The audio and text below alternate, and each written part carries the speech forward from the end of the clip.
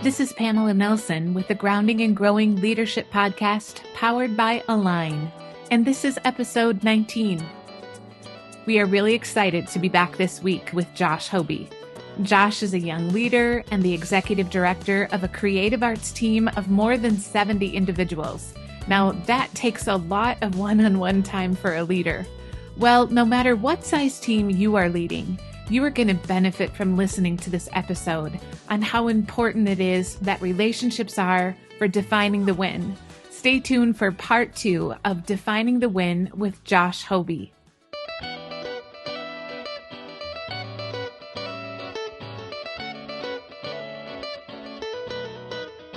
Welcome to the Grounding and Growing Leadership Podcast, where everyone is a leader and leadership starts with you. I'm Tara. And I'm Pamela. Thank you for listening and inviting us along on your leadership journey. Well, we are really excited for part 2 with Josh Hoaby. Josh, welcome back. Thank you. If you have not had a chance to listen to part 1, please go back to the last episode and listen. You're going to be blessed by it. But we've been talking about wins and how to keep everyone really aligned and clarifying the why and clarifying how you're defining a win. Could you talk a little bit about how you went about defining wins for your team? Yeah, we went about defining wins as a unit. So it wasn't like, hey, these are the wins, and this is what I think we should be doing. I really wanted my team to have ownership and own the vision and own the direction over everything. So I definitely helped guide the process, as every leader does, but I wanted to make sure that my team had ownership of it. So I had my teams read a book called 7 Practices of Effective Ministry, and we talked about what clarifying the wins really means. And then we sat down in a room and came up with 3 big ones that overarch our entire weekend experience and everything that I have influence over. And they are, we want people to participate, we want people to come back and invite people, and we want to eliminate distractions. And we feel like if we're doing that in every realm that we have influence over, that we're going to be moving in the right direction and helping people take their next step. And for those that are just joining us here for part 2 of the podcast with Josh, Josh is a younger leader. Tara and I have both been sitting on this podcast, and I know for myself, this is so exciting because this is the future, and you are someone that I would want to serve under, Josh, in a church. I appreciate that. Thank you. Yeah, absolutely. You are going to want to go back and listen to part 1 because there is a lot of clarity that Josh has as a young leader. And I'm going to say in the nonprofit space, which is where I came from, the faith space. And what I noticed there is that good leadership is just good leadership. And so if you're listening today and you just heard about a book that talks about effective ministry and you're wanting to turn this podcast off, please don't, because you are going to be able to get something out of the effective leadership model that we're talking about today. Yeah. I just want to share a little bit about that. If you're listening and you don't have a lot of experience with churches or nonprofits, when I first met Pamela, I had my own business and I interviewed her to come work for me. And I was very condescending. I assumed Little House on the Prairie was showing up for the interview. I assumed she knew nothing about business. I assumed she certainly didn't know anything about leadership. I was so arrogant. And so I was humbled over the few years that followed, and it led to a major life-changing transformation in my life, spiritual and from a business perspective.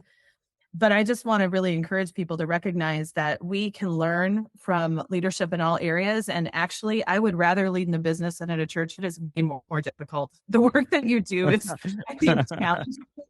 I mean, it's really good and fulfilling. And from a purpose and why standpoint, it's certainly amazing. But you do have a lot of variables that you have to manage on a regular basis that the average leader maybe doesn't have to think about. Yeah, there's a lot of tension that's just constantly there for sure that you have to figure out how to navigate. But yeah, it's definitely, like you said, it's worth it for sure. Yeah. And I love in the last episode, you talked about that building trust with your team. One of the things that Andy Stanley does talk about is being able to manage that tension. Yep. And that tension from the executive level, where on one specific Sunday, we highlight this ministry or that one or that department or the other. And we all want to be the one thing that gets the time in front of everyone else. But for the greater purpose and greater vision, managing that tension, and then the tension that comes in because there are so many variables every Sunday. And that might mean that you have to change things up enough to go back to what you said, clarifies that win of we don't want to have any distractions. And that means that you have to have some pretty high values about a lot of trust. Can you tell us more about the values that that you have personally, but then that are being instilled in your team, Josh? Yeah. And I think, yeah, that's a great question. I have a set of personal values that I came up with really intentionally a few years ago after I read a book called Culture Wins, which was great. So my personal values are these three things: that I want to be radically responsive, which I completely stole like an artist from that book. But what I always clarify to my teams whenever we're talking about like my values, these are things that you can expect from me, not necessarily things that I expect from you. You can expect me to be rapidly responsive to you because I believe that you matter and your time and your questions and all those things matter. You can expect me to be over prepared, which goes into what we talked about in the last podcast about pursuing excellence. You'll never see me show up to a rehearsal or to a session or to a meeting without being ready to go, because I feel like me being ready shows the people who are there that they matter and that their time matters and their opinions matter and everything matters. And then my third is that I never want to be too cool for school. I wanted to make sure I worded it right, which means I always want to be learning. There's a phrase that musicians have that if you are the best musician on stage, then you're on the wrong stage.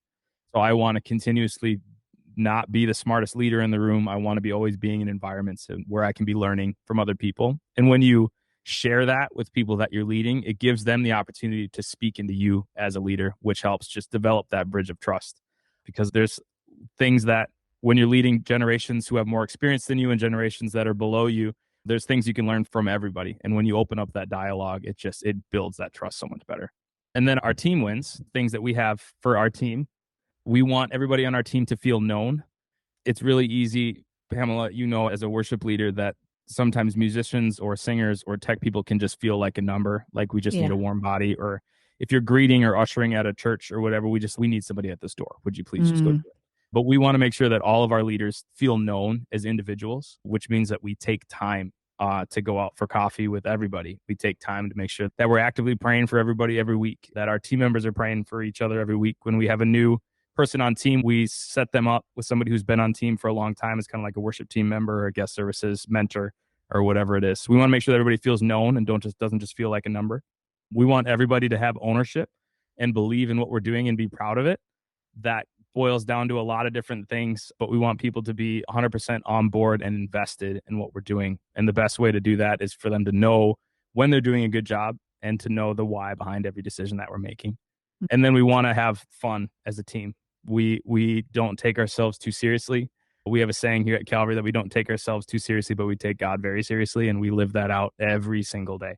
So we make sure that we're doing just fun things, ways that we can just hang out as a community, get all 70, 80 people together and just hang out and have a good time without any real agenda besides just enjoying each other.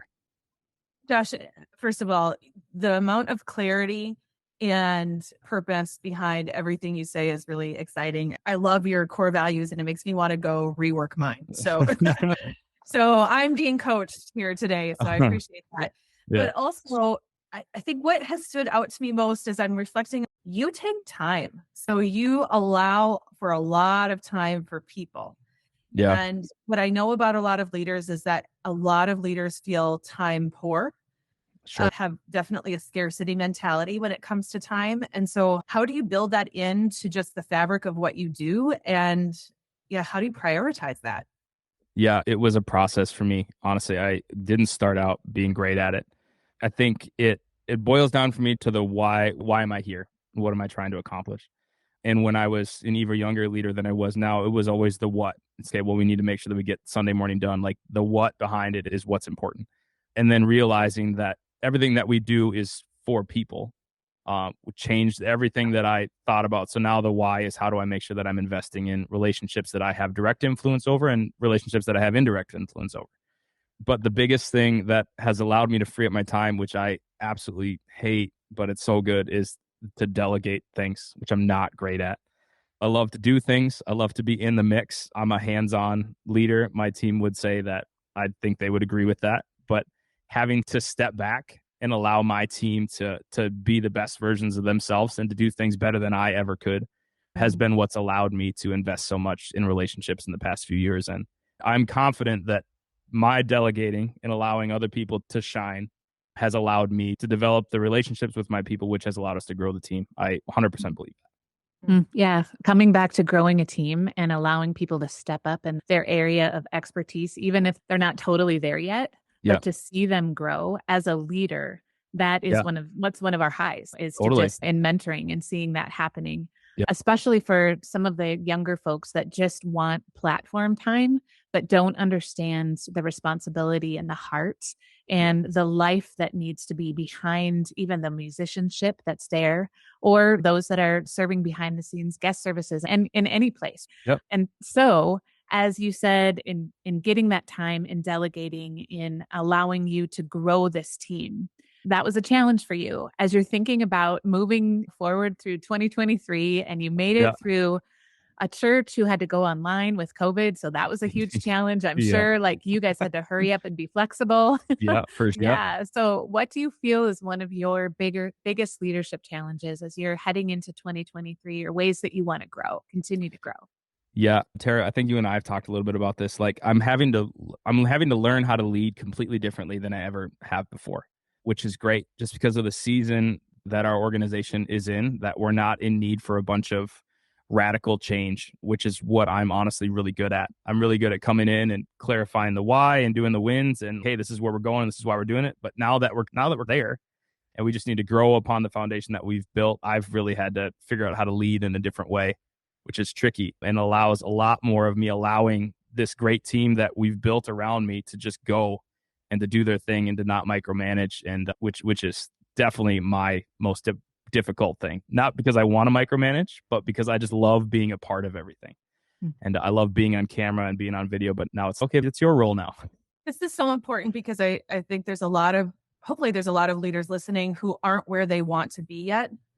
Yeah. But we don't realize that sometimes what got us here isn't the same thing that's going to get us to the next place. And so Totally. we have to let go of some things that got us here and Yep. learn and embrace, which is humbling. So Yeah. how are you handling the discomfort of that?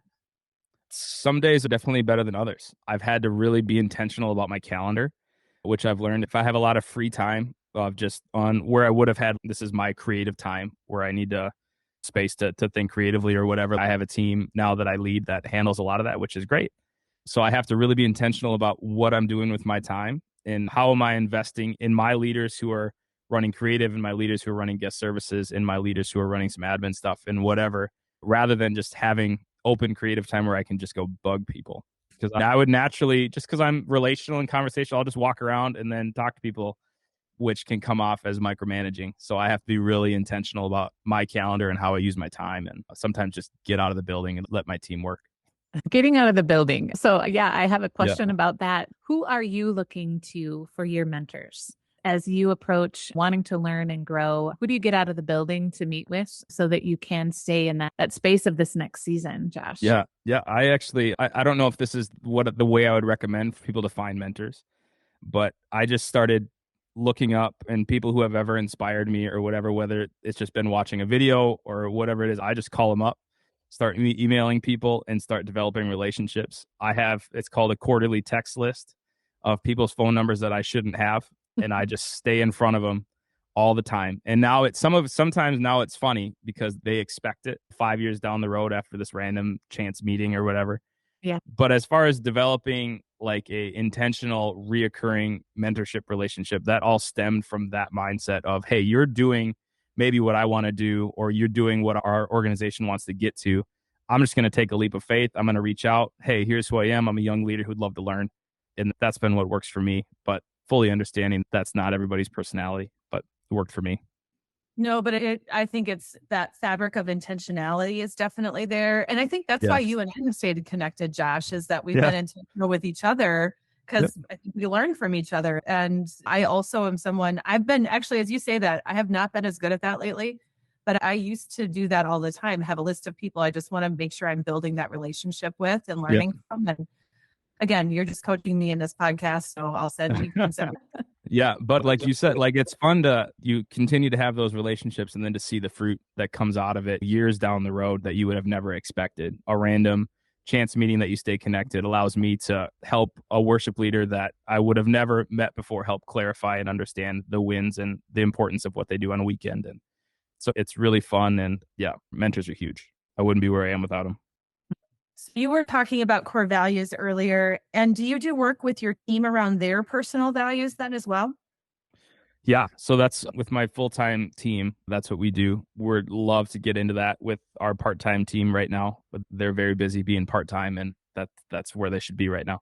But we spend some time doing personal values with our teams, which is great. I think I send a lot of my people to you, Tara, to understand their strengths and all of that, which has been great with our interns and with some of our new team members. It also helps me as a leader to not have to guess how to lead them, which has been absolutely huge. Just to know, oh, this is how you need to be communicated about this. And then rather than me just spending a year trying to figure it out, it's just, oh, there it is.